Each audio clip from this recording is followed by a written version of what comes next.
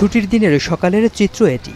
রাজধানী trust feeling স্টেশনে জ্বালানি নেওয়ার জন্য দীর্ঘ লাইন প্রধানমন্ত্রীর কার্যালয় ছাড়িয়ে পৌঁছে গেছে BF Shaheen school and college পর্যন্ত। সরবরাহ না থাকার অজুহাতে রাজধানীর অধিকাংশ ফিলিং স্টেশনগুলো এখন বন্ধ। তবে যেগুলো খোলা রাখা হয়েছে সেগুলোতে গতকাল রাত থেকে টানা 10 থেকে 12 ঘন্টা লাইনে দাঁড়িয়েও মিলছে না জ্বালানি তেল। রাত 4টা থেকে এখানে দাঁড়িয়ে আছে নাকি তেলের খোঁজে। দেশের মধ্যে এত সিন্ডিকেট থাকলে মানুষ কি করবো, সাধারণ মানুষ এত ভুক্তভোগী মানুষ। প্রায় আমরা 3.5 ঘন্টার উপর এখানে বসা। আর ওনারা বললো যে ওনাদের ডিপোতে গাড়ি গেছে তেল আনতে, তেলটা আসার পরও কিছু প্রসেসিং এর পরে দিবে। তেল আমার লাগবেই, তেল ছাড়া চলতে পারবো না।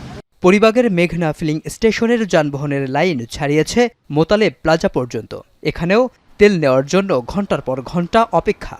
মন্ত্রিসভায় বলতেছে একরকম, আর ওনারা দিচ্ছে একরকম, আর হচ্ছে আরেক রকম।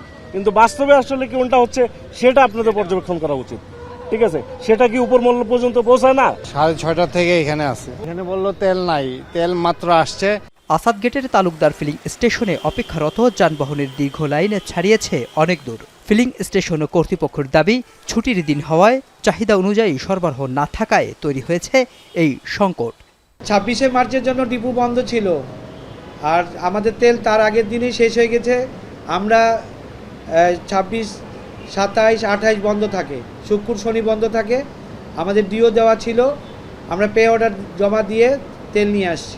মানুষের মধ্যে একটা প্যানিক সৃষ্টি হয়েছে যে তেলের ট্যাঙ্কি ফুল রাখতে হবে, আমাকে তেল সবসময় রিজার্ভ রাখতে হবে।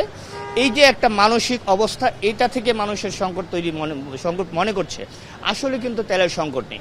ঈদের দীর্ঘ ছুটি শেষে রোববার থেকে পুরোদমে কর্মচঞ্চল হয়ে উঠবে রাজধানী।